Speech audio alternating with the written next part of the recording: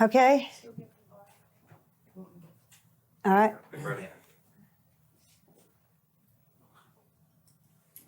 Ready? Yeah, we're rolling.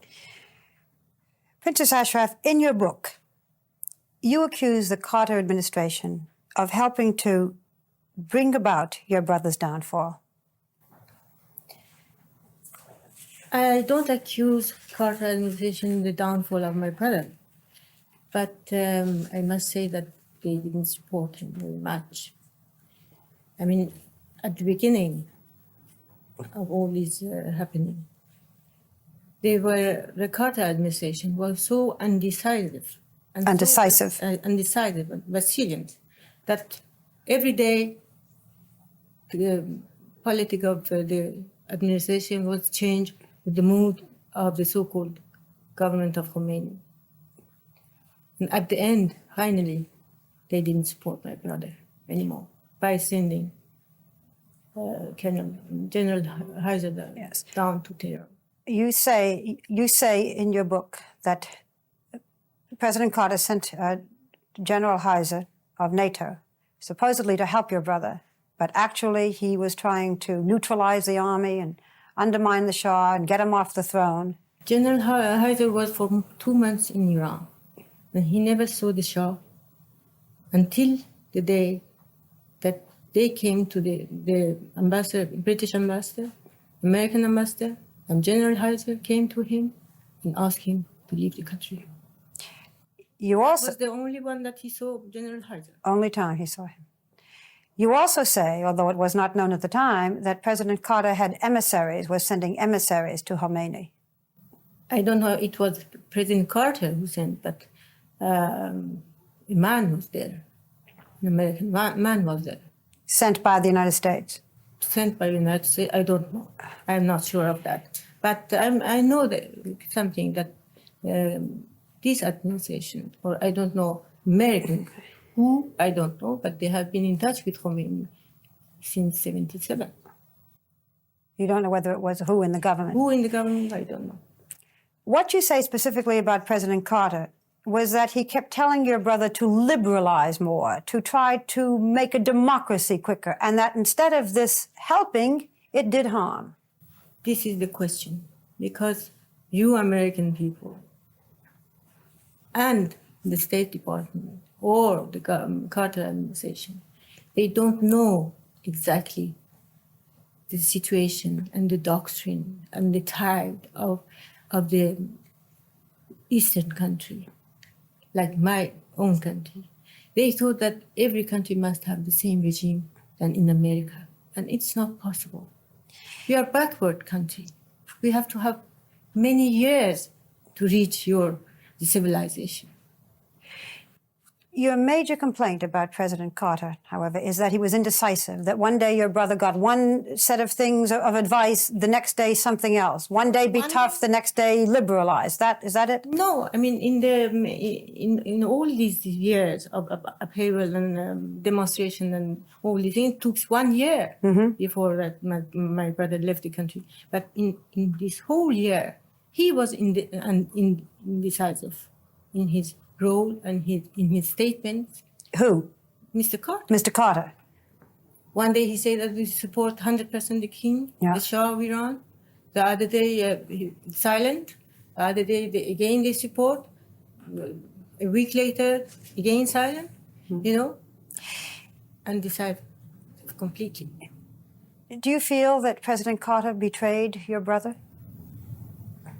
I can't say the name of betrayal. But I should say that Carter administration should support my brother after 37 years of alliance with this country. In your book, you write that when President Carter came to Iran on New Year's Eve, you said to your brother, "I do not trust President Carter." I didn't say. You said his eyes were cold and... I didn't say it to my brother, but I thought in myself, because he was so flattering. The speeches that he made, it was so much praise for my brother that I said to myself, I hope that all these things are true. But you didn't trust him. At that moment, I couldn't say that I didn't trust him or not. Yeah. How do you feel about the way the Carter administration has handled the situation since the hostages were taken? Exactly the same thing. Indecisive. Indecisive. Princess Ashraf, I want to talk with you about the most serious accusations made against you, which you are, of course, aware of. And that has to do with money. Money always brings about accusations. It has been said that you are worth billions of dollars. Could you estimate for us your worth? I don't know the name of the billions. What does it mean for an average man or an average person? Because a billion is too much money. And in my opinion, it's maybe, I don't know, 1 or 2 or 3 people in the world that they can have so much money. Well, it's been said that you and your brother are among the very few people who have billions of dollars. Unfortunately, it's not true, like any other thing. And my brother, I cannot say that he's a poor, but I can say that he is the poor monarch in the world. You think your brother's the poorest monarch in the world? Poorest monarch in the world. Did you ever ask the other monarch how they gained their money? Was it illegally?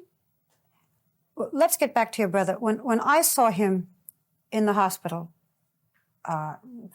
Thanksgiving night it was, he estimated that he had somewhere around 50 or 100 million. Does that sound accurate?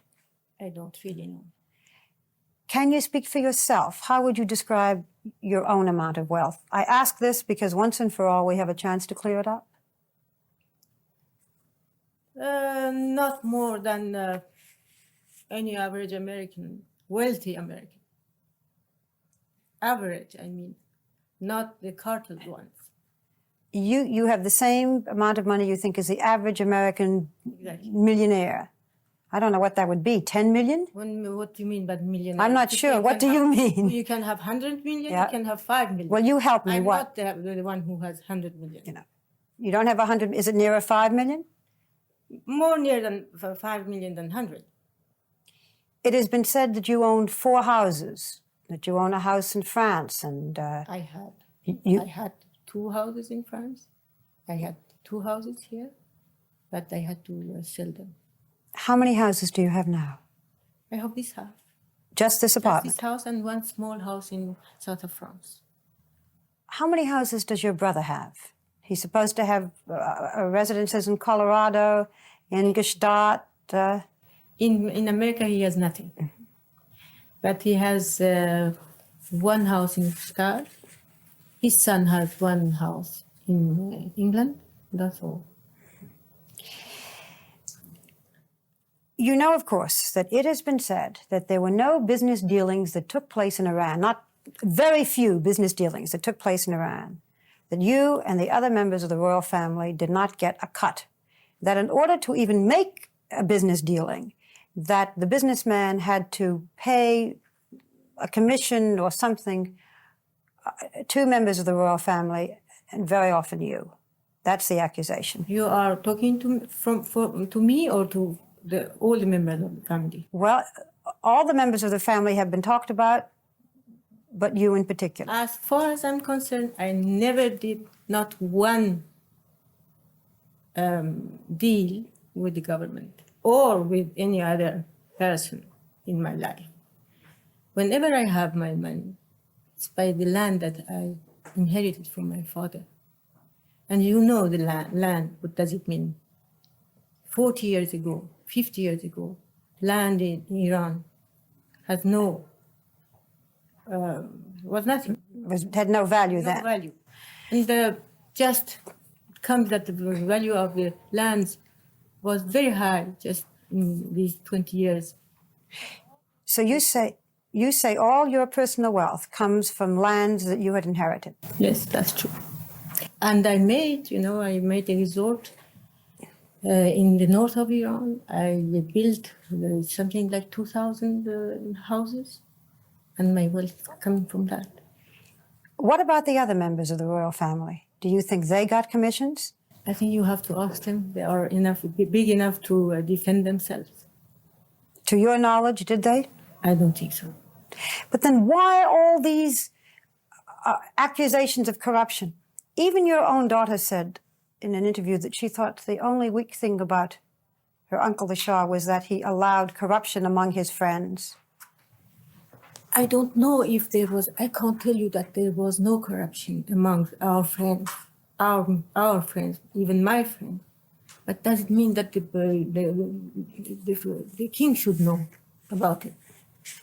The king has much more things to do than to think who is corrupted, who is not corrupted, or helping somebody to embezzle, especially embezzlement in the government. That wasn't possible. But you yourself, you say, never received a commission from a foreign business person or a foreign government to have some transaction take place. You can be sure that if something like that would happen or was true, even the person who had given me money would come out now and would say, and I would like to have one person who would dare to come and say that I take some money from anybody. It has been alleged that large sums of money were taken from banks in Iran and transferred to your Swiss account. Some of those documents were even seen. The Iranian government now showed some of those documents to members of the press. What about those transfers from banks in Iran? I don't know. I don't know. You're not. I didn't see myself a transfer, and all these things can be false, and they can be. I don't know. I told you whatever I know from my own personal affairs. Well, let me ask one thing in specific. Let me ask one specific thing which has been in the paper while we are trying to clear things up. There is a document dated September 17th, 1978, with the stamp of your office, and it requests from the Bank Melli of Iran a transfer of $708,000 to the Union Bank of Switzerland. Is this $708,000? I am telling you, I told you that I have more than $700,000, and I don't know exactly what is this number, because everything they said it's not true. But I don't remember, because lately I don't remember that I sent anything out of my country. You see, what was being said is that you, your brother, other members of the family, in recent years, when the Shah was in danger of losing his throne, took huge sums of money from Iranian banks without proper collateral, took these loans and transferred them to other banks. That's the big accusation. I'm sure you know that. But I would like very much to put on myself a panel and a commission interrogation to clear up all these things. I would like very much. You say I'm not afraid of going into the court and defending myself. You have been summoned to court already, have you not? There's a subpoena? There has not been. I have not. But it may come out. If you went to court, let's say we have an audience now of this, let's say, commission listening to you, Princess Ashraf, what would you say so that you could present your point of view about these accusations? I would say exactly the same thing that I'm telling you now. That you did not do these things? Never in my life. It is also... I could. Sometimes I could do it. You could do it. Because I had power, especially when I was very young. And I was involved in politics and all these things when I was between 20 and 30 years old. Because at 30 years old, I left politics and I went to the social welfare affairs. I could have embezzled from the government and all these things, but I never did it. I dislike that. I don't like it, and I write in my book what happened to me in that Ajax. Yes, you were offered a great sum of money by the United States government Not only the United States. to help restore your brother to, this was during the time. Not to restore. Nobody restored my brother. My brother came back because people asked him to come back. Let's stop at this point and reload. This is very good and very important.